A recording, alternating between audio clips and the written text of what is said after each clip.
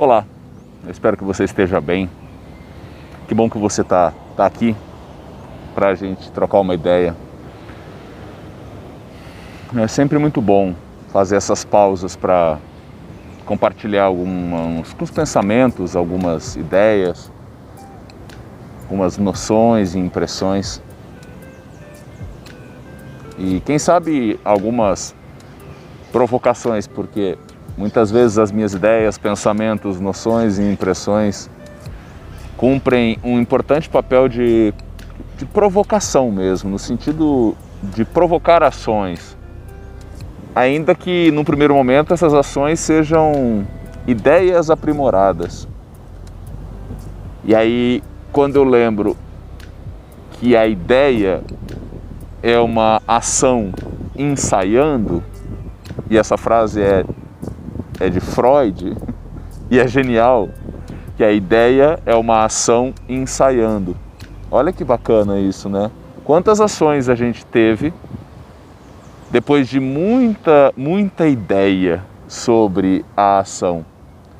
Nem sempre sai do jeitinho que a gente teve na ideia, que a gente previu, que a gente desejou, até porque muitas vezes as apresentações não saem conforme o ensaio, em qualquer segmento, né? Na música, no teatro, na vida em geral. Mas se a gente consegue qualificar as ideias, aprimorar as ideias e refletir, colocar luz, e por qualificar e aprimorar eu quero dizer o quanto essas ideias elas bebem em fontes importantes para a gente e para tudo que vive. Porque daí tem questões relacionadas ao indivíduo, as questões relacionadas à moral do indivíduo, ou seja, aquilo que o indivíduo quer ou não fazer, sente que deve ou não fazer, e também as outras pessoas, porque daí são questões éticas, né? Então tem os desejos do indivíduo, tem aquilo que o indivíduo se põe como autorizado a fazer pela sua moral, e que cada vez mais também esse aprimoramento das ideias leva em consideração o lugar do outro, porque daí é o plano ético, é o plano das relações, para que os nossos desejos, para que as nossas vontades não se valham dos corações, das mentes, dos corpos, das vidas alheias como escadas ou elevadores. E aqui parando para mais reflexões, para mais pensamentos, no meio da rotina atribulada, no meio das tarefas, no meio das repetições, no meio daquilo que já está sendo feito, portanto já está agindo, parar para que novas ideias ganhem espaço, ganhem voz, ou ganhem vez pelo menos dentro da gente, para que na sua agitação, no seu exercício, elas se transformem em novas atitudes, em novas escolhas, em novas decisões. Ou seja, que a gente abra espaço para as ideias ensaiarem, para que as ações decorrentes dessas ideias possam acontecer e como um caminho virtuoso, que boas ideias, que levem em consideração o que eu estava dizendo agora, se tornem boas ações, levando em consideração o que eu estava dizendo agora, em relação a mim e a tudo que vive. Hoje eu me peguei pensando num dos meus autores prediletos, que eu já escutei muitas formas de dizer o nome dele, né? Bukowski, muita gente chama ele de Velho Buk. O fato é que o nome dele originalmente é Heinrich Karl Bukowski, porque ele nasceu na Alemanha em 1920, porque o seu pai era um soldado estadunidense, que logo após a Primeira Guerra Mundial, que terminou em 1918, ele conhece a mãe de Bukowski e fica na Alemanha durante alguns anos, tempo suficiente para o menino Heinrich nascer, e com 3 anos de idade, Bukowski, claro, seus pais vão para os Estados Unidos, e ele passa grande parte da vida dele na Califórnia, em Los Angeles. E ele muda o nome dele, inclusive, né? Porque ele fica conhecido como Charles Bukowski. Então ele não é mais o Heinrich, Karl com K, ele é muito mais conhecido como Charles Bukowski, vamos falar no popular, né? Como mais chamam ele também é de Bukowski. E é um autor que eu gosto muito, claro no sentido de que quem já passou perto da obra dele é um autor que trabalha muito com questões de sexualidade, no sentido de ele não mede muitas palavras para descrever as coisas do cotidiano, as relações sexuais, o consumo de bebida. Ele escreve um texto, ele escreve poesia e prosa, e ele conseguiu um espaço muito importante nesses dois segmentos, não só nos Estados Unidos, mas mundo afora, e mais recentemente no Brasil. Hoje eu vejo os livros de Bukowski sendo vendidos em banca de revista, que bom, isso é muito bom, isso é muito bom.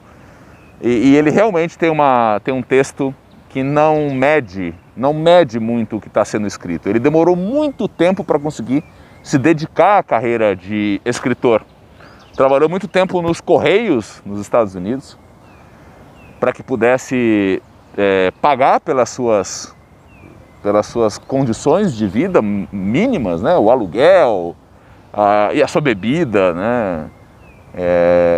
E somente depois de homem formado, grande já, depois dos 50 anos, certamente depois dos 50 anos, é que ele consegue começar a viver com mais dedicação a sua produção literária.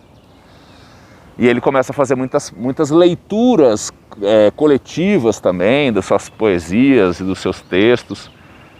Enfim, uma pequena biografia, obviamente incompleta e bastante acanhada, de Charles Bukowski, que morre em 1994, aos 74 anos, em Los Angeles. Recomendo a sua leitura. E com um livro de entrada, sendo que qualquer um deles é uma entrada, porque não há nenhuma continuidade, nada do tipo, são histórias, que a única coisa que ele falava que ele se importava para valer na vida era ter uma máquina de escrever para parir as suas ideias, as suas histórias, reais ou inventadas. Muitas vezes ele usa codinome para falar das suas próprias histórias. Então, ter uma máquina de escrever, ter bebida e, eventualmente, a companhia das mulheres, que aparece muito também na sua obra. Então, tem uma obra que é muito biográfica, que é Misto Quente, que ele conta sobre a sua infância difícil, com um pai muito violento e autoritário,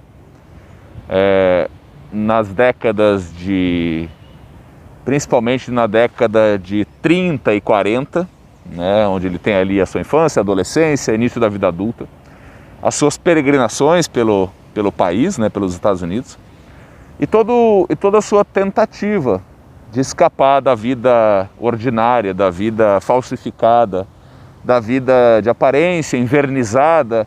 E aqui eu chego na pontinha que me fez viajar para o universo de Bukowski hoje, sendo que eu já li muita coisa, e alguns livros várias vezes, né? Me acompanha muito esse autor há um bom tempo. E hoje eu me lembrei de uma frase, e isso está escrito até na lápide de Bukowski, que está escrito "Don't try". Don't try em inglês não tente, ou nem tente. Nem tente. E aí você e eu podemos pegar essa expressão e interpretar de tantas formas, né? Inclusive, estar escrito na lápide, nem tente, pode trazer uma ligação direta. E assim, ele não deixou explicado, tá? Por que esta frase foi escrita por ele. Assim, eu escrevi isso porque isso. Ele não defendeu uma tese em torno do não tente. Mas quando isso aparece, por exemplo, na lápide, ali no local onde os restos mortais de Bukowski estão, podemos tirar a ideia de que afinal vamos morrer. E se vamos morrer, não vale a pena tentar. Ou seja, não valeria a pena tentar jogar um jogo que a gente já perdeu de largada, porque no final do jogo a gente vai perder. Seria interessante, assim, no sentido de óbvio, ir para esse lugar. Mas não é para lá que eu quero ir, não. Eu quero ir para um outro lugar. Até porque eu vejo que, apesar da vida ser finita, e inclusive por conta da finitude da vida, eu estou falando dessa vida, porque aqui nos meus vídeos dificilmente eu falo sobre a vida que não está nesta vida, porque daí é uma questão de foro íntimo, de crença, de fé, e interessa menos para as questões filosóficas, que eu pretendo me aproximar. Porque dentro da vida finita existem momentos infinitamente gostosos, infinitamente belos, infinitamente virtuosos e deliciosos em si mesmos. Como, por exemplo, agora, essa oportunidade de estar num local como esse. Eu estou aqui no Parque do Ibirapuera, podendo usufruir, no meio de um dia, depois de trabalhar na parte da manhã e ainda com atividades no período noturno, poder organizar a minha agenda no sentido de fazer uma atividade física, abrir espaço, como eu disse no começo desse vídeo, para as ideias que são importantes para mim, para o meu hoje e para os meus amanhãs. Pensar em autores que me afetam de tantas formas, como no caso de Bukowski, e aquilo que ele escreveu e disse, que tem vídeos do Bukowski na internet, você acha no YouTube, vídeos diversos.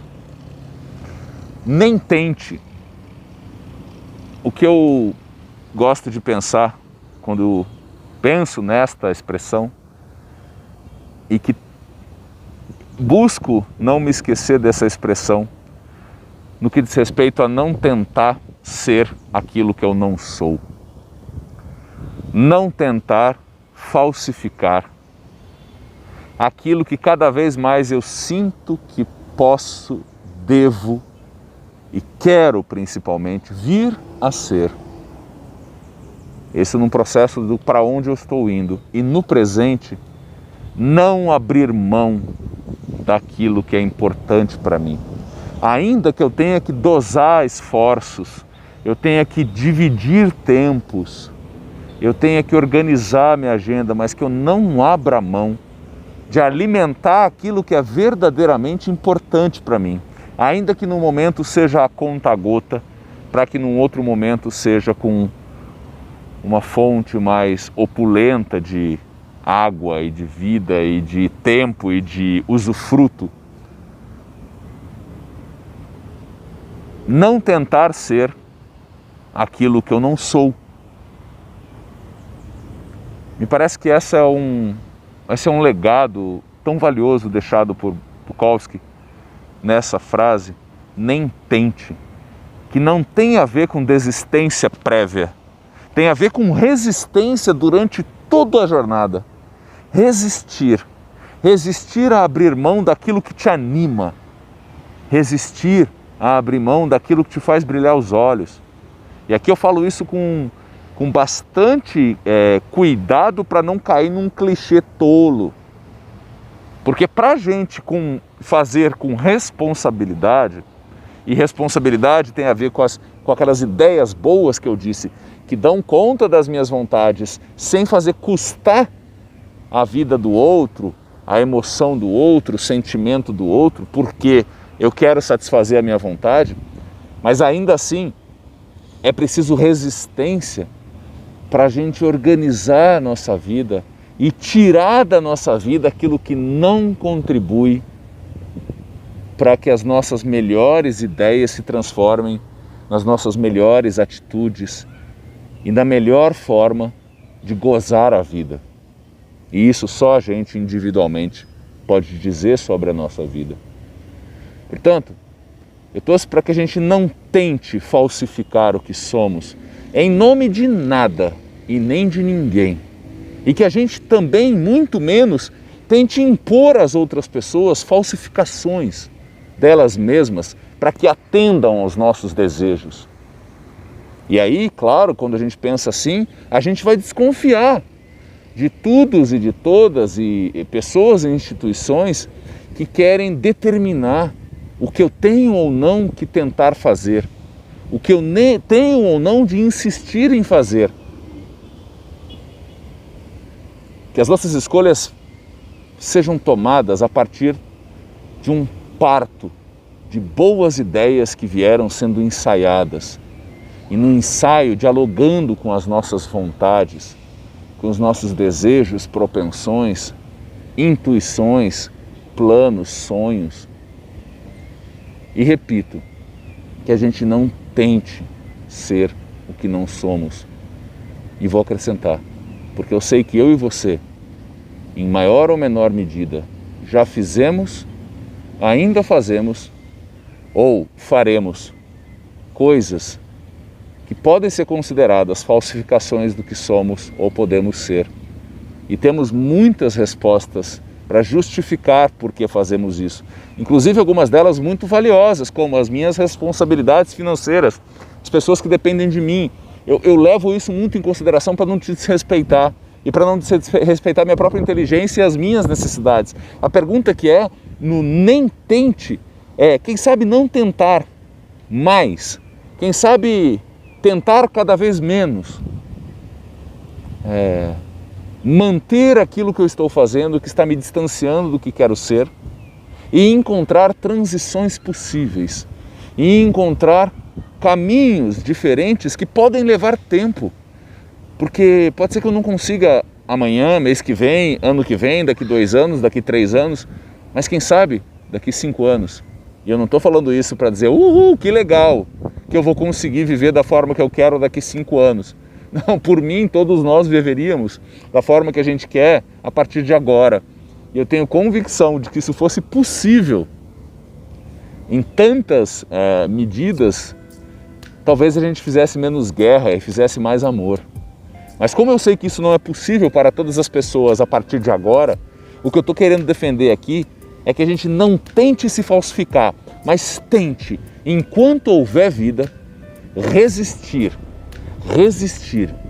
e especialmente resistir a abandonar um bom plano de me tornar aquilo que posso, quero e devo, porque posso e quero, vir a ser. Nem tente fazer diferente disso. Nem tente. É a minha torcida para mim e para você. Valeu, até o próximo vídeo.